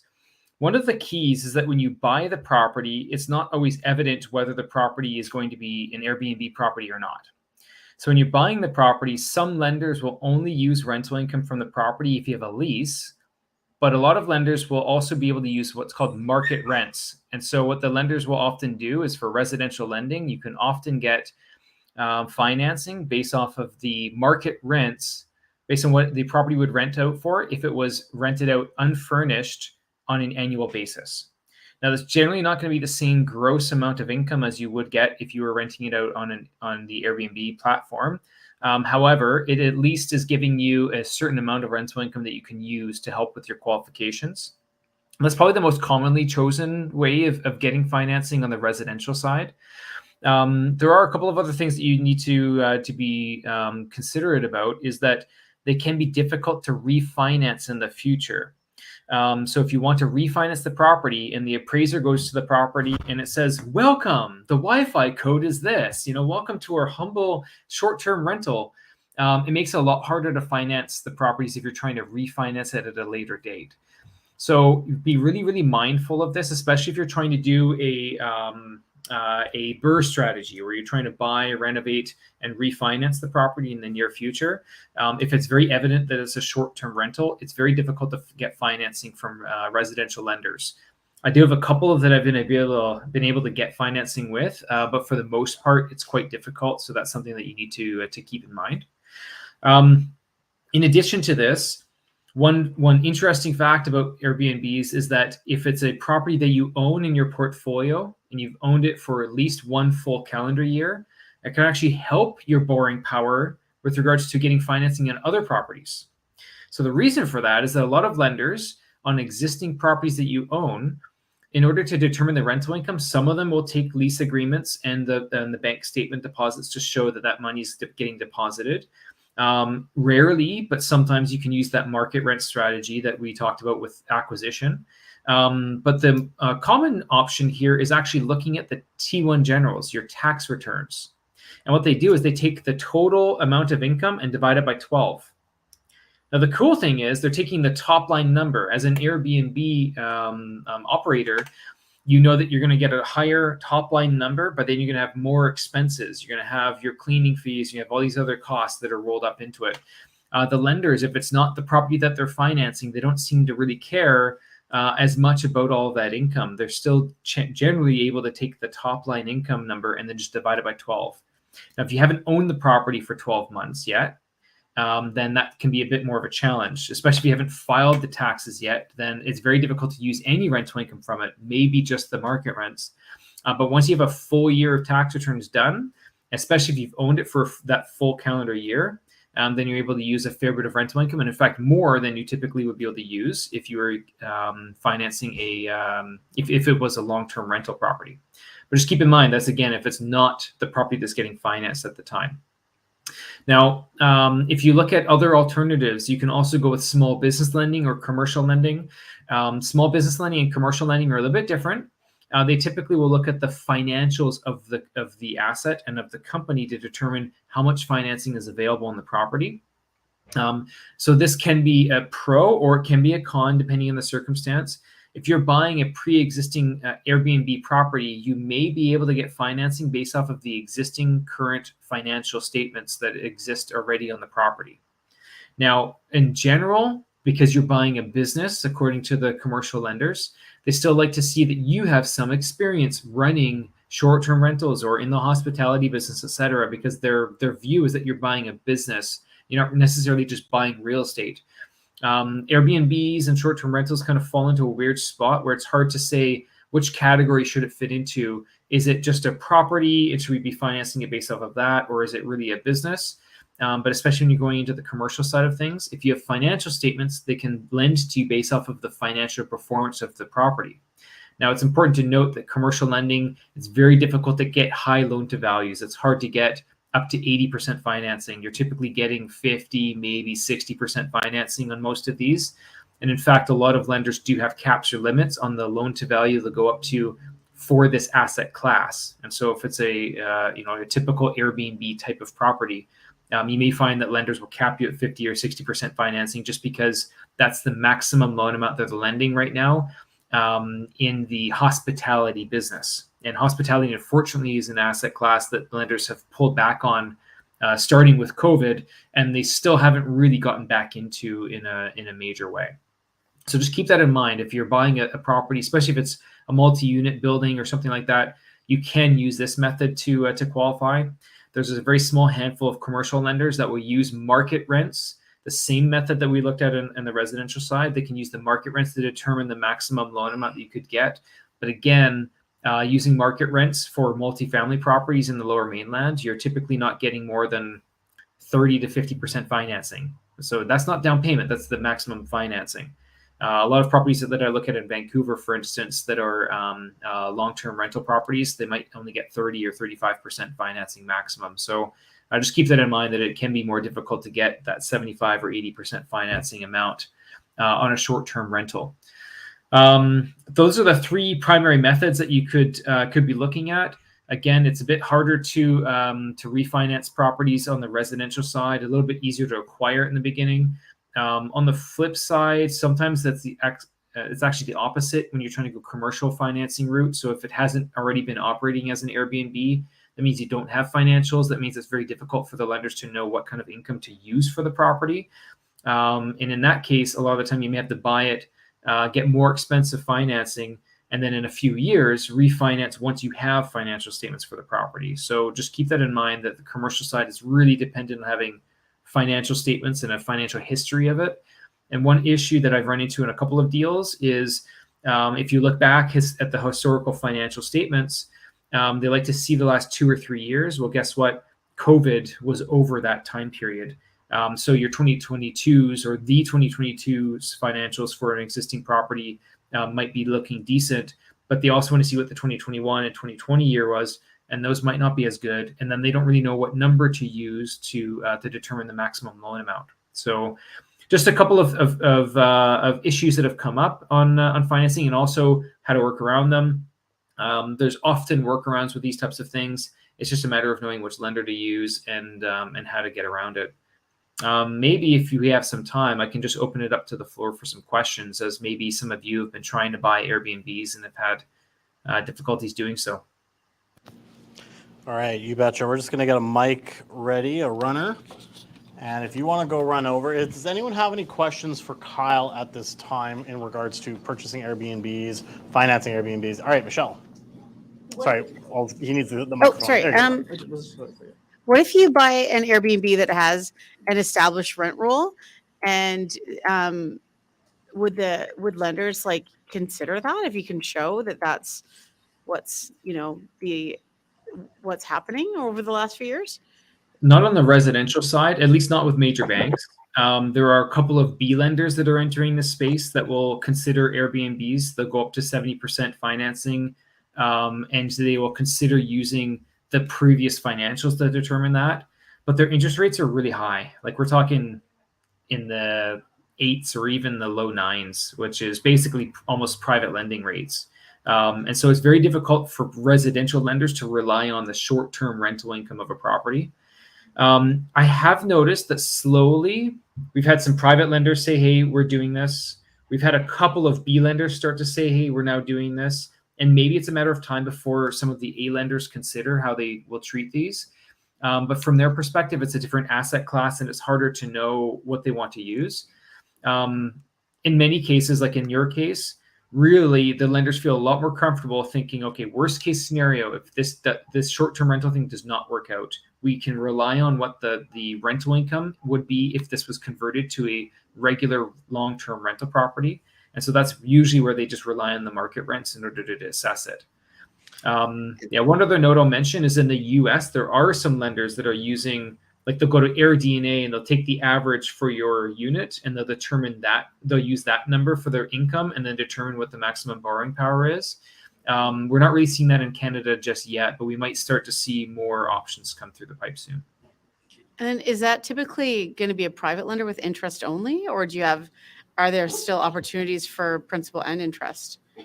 So the private lenders are generally interest only. Some of the B lenders, I mean, on the people that specifically are lending on Airbnbs, is Yeah, there still any exactly. opportunity? Yeah, there's a couple of B lenders that will go up to a 40-year amortization, but that's still that high interest rate in the high 8s or low 9s, just so cheaper than private lending technically. But they'll take into account the Airbnb income. They're okay with the asset itself, and they'll amortize the debt over 40 years, so at least it lowers the payments a bit. And I know you've got more questions, but what if it's commercial? What if it's 5 units or more? Does that change it? It does, yeah. And then they're going to rely on the financial statements of it, and they're going to classify it. If you're trying to use hospitality income, they're going to classify it as a hospitality loan. And they have different debt service coverage requirements for that and different loan to value maximums for that. One of the ways that we've been able to get deals done with a small handful of lenders is they'll use the market rents. But then the problem is that most multifamily properties that are over 5 units, it's really hard to get 75, 80% financing, especially in the Lower Mainland, and using that method. So you usually end up only getting 50 or 60% financing. So it is possible, but in general, you either are going the hospitality route, and then there's often loan to value caps because of underneath that asset class, and it's hard to get over 60 or 65%. And then if you're using the market rents method under commercial lending, then the income isn't high enough to support a loan of more than like 50 or 55%. So it's kind of tricky. Interesting. Okay, thanks, Kyle. Yep, no worries. All right, anyone else have any questions? Is there any questions in the chat? Nope. All right. Oh, Kyle, you're clear as mud there. Clear as mud. Clear as day. Clear as day. There's no more questions. So, question that I have then, just from an experience standpoint, because I know you're in the process of liquidating one of your properties right now that's an Airbnb. What has been some of the hurdles that you've run into on the selling side of things? Yeah.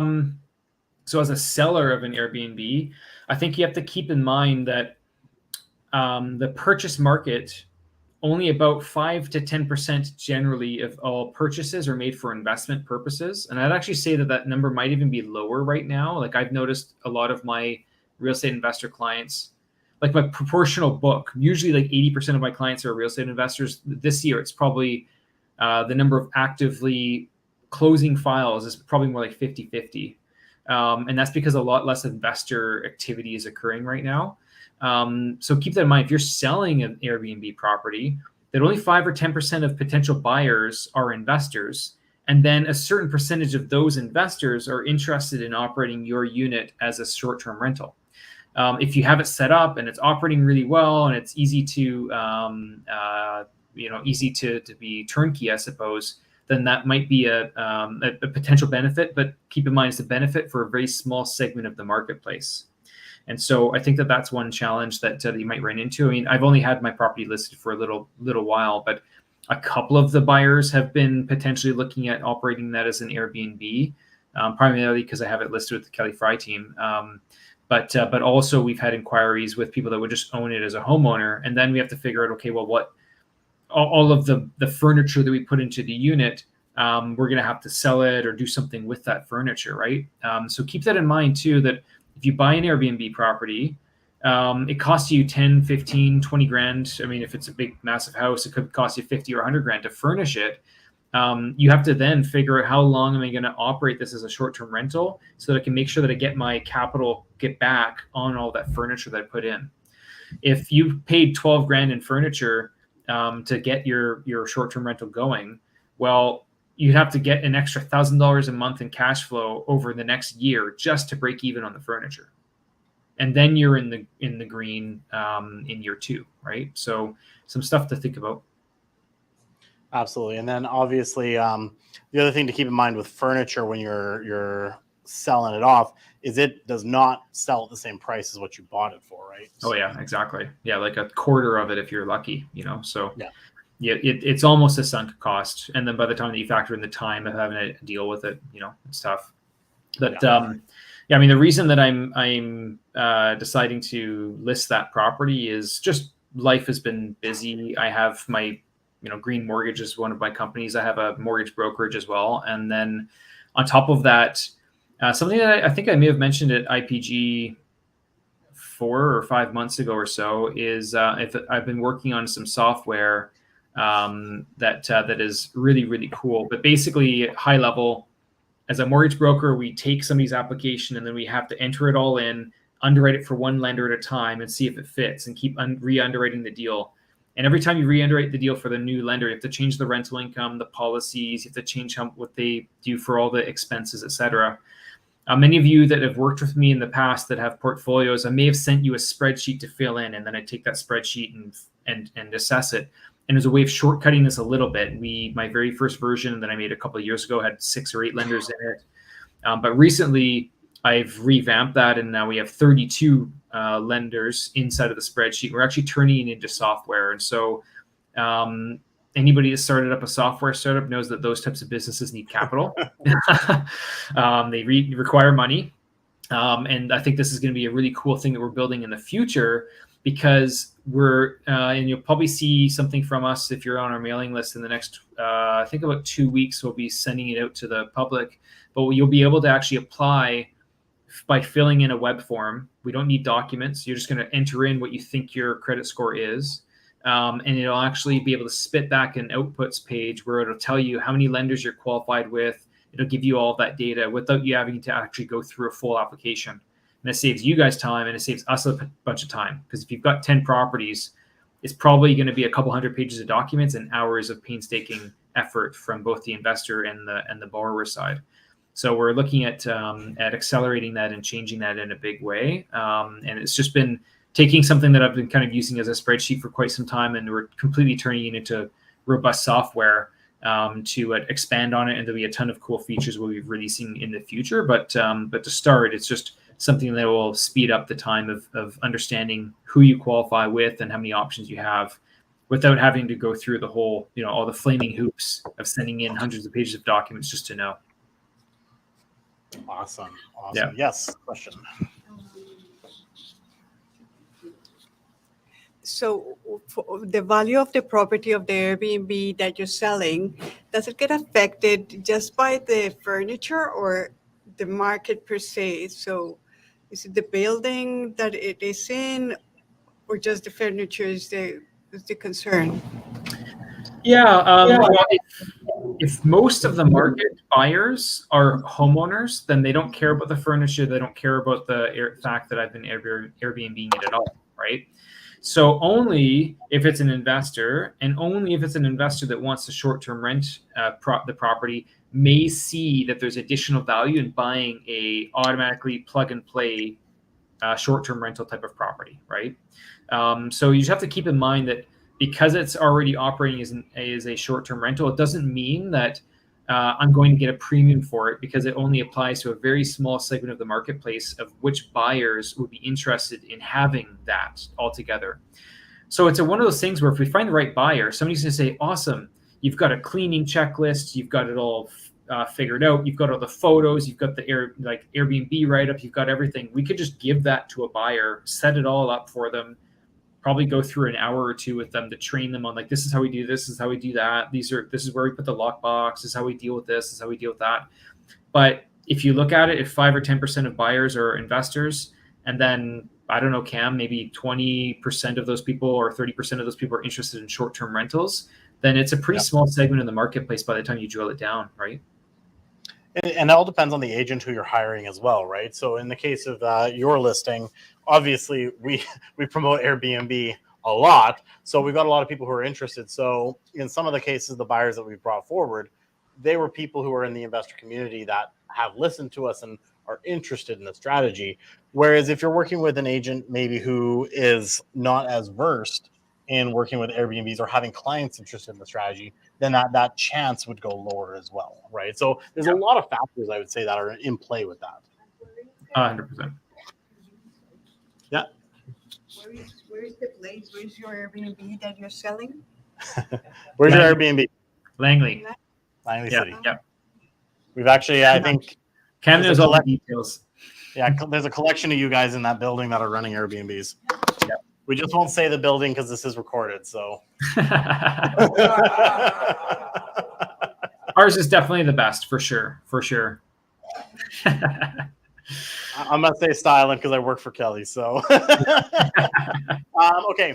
So I do have a question. We're gonna kind of go off the track a little bit of the Airbnbs, which I know is what we discussed you were going to talk about. But obviously, one of the big things that's coming up, I'm just going to come out of the camera here so I can look right at you when I say this. So the upcoming announcement for the interest rate is something that's on people's mind, right? So we believe, and you'll probably know the date, it's September 6th, I believe. Yeah. Yeah, so September 6th. What is your prediction on what the Bank of Canada is going to do? Well, I haven't seen the updated data just quite yet on this, but there's a thing that I track. It's super nerdy, so most of you probably have never heard of this before, but it's called an OIS, Overnight Index Swap. And basically what this is people in the financial markets that bet on the likelihood of a Bank of Canada moving up or down. So what they do is they produce an implied chance of a rate hike or of no rate hike. What we were looking at before the CPI, the inflation data that came out a couple of days ago, it was hovering about 50% or maybe down to about 40% chance of a hike in September. I'm expecting that because the CPI data was higher, that we've probably seen this percentage chance increase by a certain amount. The bond market, which affects fixed rates, has reacted to that information, and the rates have gone up on the fixed rate side. So we're up about 0.2 or 0.3% with bonds. And so a lot of lenders have increased their rates by about 0.1 or 0.2% so far. As of right now, then I would expect that it's probably a higher than 50% chance of the Bank of Canada moving up in September. It's just a matter of the fact that, the inflation data is not the only thing that they're looking at. There's a lot of other data that they're looking at. If I take a step back and looking back from a few months ago, when it was apparent that we were going to have more rate hikes, the expectation was that we'd be about at 7.2 or 7.45 by the end of the year. So if we do go up in September in a couple of weeks, the general consensus is that probably is the last one for the year. I mean, all bets are off, really. It's so hard to predict this, but that's what people are currently predicting, is that if there's another increase in September, then that's probably the last one. Or maybe there's no increase in September, but maybe the increase in October as an example. So we'll see, but it's probably over 50% chance based on people that bet on this. Okay, great. We got a question here for you. Hey, Kyle. Hey. I was on StatsCan yesterday, and the largest contributor to headline inflation was the 30% year-over-year increase in mortgage costs. Yeah. How do you think TIF's going to process that? Because it seems sort of, I know he's looking at core, that's his favorite, and core came down, I think, from the month of June. CPI headline went up vis-a-vis the month of June. But the big contributor, food, came down in last month, but mortgage costs, that's the biggest contributor. And that's not from me, that's from StatsCan. How's he going to process that? How does he justify that? I saw that too. Well, keep in mind that housing is an area that does produce inflation. Like earlier in the year when Silicon Valley Bank thing happened and interest rates dropped, all of a sudden we got really busy for a couple of months there. We were very active, doing a lot of business. It was almost like we're back in business. And the government did not like that. And so they started to ramp up the interest rates further. One consideration here is that if people have to pay more on their mortgages, they will have less money to spend in other areas, right? Which is going to increase the likelihood of a deflationary period in the future, i.e. a recession period in the future. But also if they're trying to really make sure that they put a stake in the inflation, then they may still increase the rates.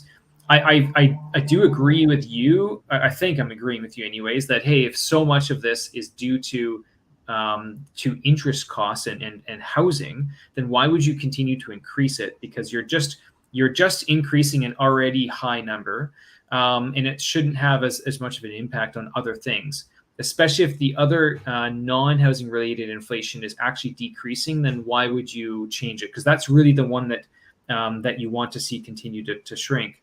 That being said, I think the government has surprised us in the past and has still moved up if the overall inflation number is higher. But I do agree with you. That was a key piece of the information that we saw. And so that being said, I think that the reality is that the expected inflationary number was supposed to be 2.9 or 3%, came in at 3.3. It's still higher than expected. And I think that if we had a 40 to 50% chance of a rate hike prior to that, we knew that the mortgage interest component was already a substantial percentage of that, and yet the overall inflation came in higher.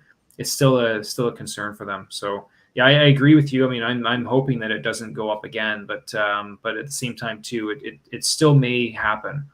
I guess the thing to think about is the more aggressive that they go up, the more likely they are to come down at a faster pace too, because it creates a higher likelihood of a recessionary period, which would require them to then pull off on this. But the current expectations as of today is the interest rates probably won't start to fall until about halfway through next year. And that could easily be pushed into early Q3. So that's the current expectation anyways.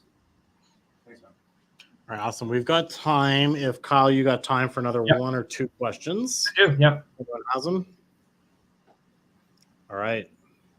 Looks like not. All right, perfect. Well, Kyle, we appreciate you joining us here digitally for us today, providing a lot of insights. I mean, again, the whole Airbnb is becoming a very popular option. I know you've done a few of them now, and so bringing your insight into that is always valuable.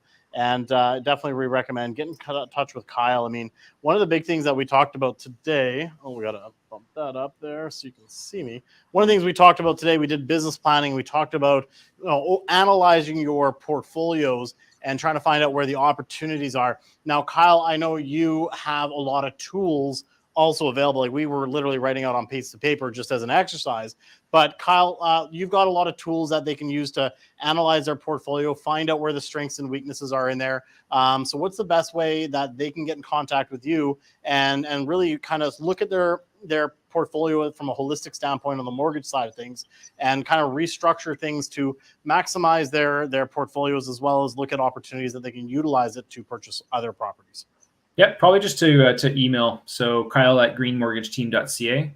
I have cash flow analysis spreadsheets. I have one built for short-term rentals, actually. So it's very similar to the regular one, except it breaks it down into low, mid, medium, and high season. And then you put in what you expect rental income to be in the high season. And then you put in your occupancy rate, et cetera, during high season. So it just makes it a bit easier to assess the potential income on the property. We also, of course, with looking at this new tool that we're launching, we're going to see the entire portfolio that somebody has, and we can also identify when we see everything. We can say, hey, by the way, you've got some equity in this property, and this property. This one's already in a variable, so maybe you could refinance it and pull some equity out, and then it looks like you could buy another property if you did that. So it's really cool how we're able to now analyze somebody's portfolio and give them feedback without needing all the supporting documents to back it up. And it makes it really, really simple for us to provide more feedback and advice. Awesome. All right, Kyle, we'll appreciate it. If you guys are looking to reach out to him, I highly recommend it. He's worked with clients of mine for the last 10 years. We've done a lot of work together, and I highly recommend him, as well as the fact that he's an investor and he's in the trenches with you guys. So when we're talking about all these strategies, he's doing it. So when you guys are running into complications on mortgages, he's also ran into those complications. And so he and his team are really well-versed at helping you guys with that. And right now, as we said, is a really good time, in my opinion, for savvy investors to go and make wise decisions out there. So look at that portfolio, grab some of the tools he has, have a conversation with him, and see what you can do to maximize the time while everyone else is being squeamish in the market. So Kyle, thanks again for joining us. Appreciate it. Of course. Thanks so much, guys. Good to see everyone. All right. See you, buddy. Yep. See you. All right. We're going to pull this. Where did that one go? StreamYard. Okay, there we go. Pull this one back over here.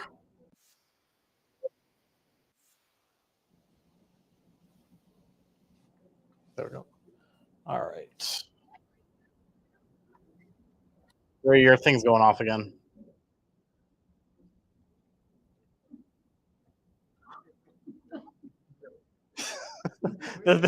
For whatever reason, this happens with his thing. As soon as he turns off the speaker, he sets off something that he was watching. Some wiggly, watery thing there. All right. Okay, so we're gonna wrap things up for you guys here because we are right at about 9 o'clock. So we've got some QR codes that are incoming. One of the great things that came out of the pandemic is the ability for you guys to scan literally everything now and get access to whatever you need. So flip out your phones. Flip out your phones. Technology. All right, there we go. Okay, so if you guys would like to follow us on social media, it would mean a lot. Our media team, as you can see, has been growing. We've got photographers running around. We've got videographers running around. They're doing an amazing job creating content to keep you guys informed what's going on in the market. Listings were on Instagram, Facebook, Twitter, TikTok, YouTube. We just launched on Threads not too long ago. So we are very omnipresent out there. Again, you can follow Kelly and I on TikTok as well. So that's where we're dropping a lot more information for you guys in regards to real estate entrepreneurship, everything like that, investing. Also check out the Manning Up on Real Estate podcast. If you're okay listening to me here today, you are okay with my voice, you can definitely plug it in your ears while you're driving. We've got a lot of great interviews that we have done with lots of different speakers, and Jordan and I are in conversation on how we can relaunch a little bit more and start gaining more content with the podcast. We have an online community, and I think this is a great place where if you guys are looking to connect with the group outside of the monthly meetings, I highly recommend scan this one, join the community on Facebook. And anytime you're working on a deal, if you're looking for help, you've got capital that you're ready to invest, throw that in there. Maybe see an article that you think is relevant. Throw that all into the Facebook group. Let's create this community and really, thrive together. One of the things that I'm doing every single week when I can, sometimes Mondays come around and I can't, is also doing the Monday morning market update. So while you guys just got a live blast of me talking about the market as a big whole, every single week I'm also talking about boots on the ground, what I've experienced, because things do change week to week to week. From here's what's happened to some of my clients out there. Here's what we're feeling in the market. I hosted an open house and 0 people showed up, or thousands of people showed up. These are the kind of indicators we're looking at as investors as well. So we talk a lot about that. Plus current events, if there's government law changes, I cover that. That's where you'll get all of that content Monday morning. I shoot it live at 10:30. If you do miss it, there is recordings you can go back and check out.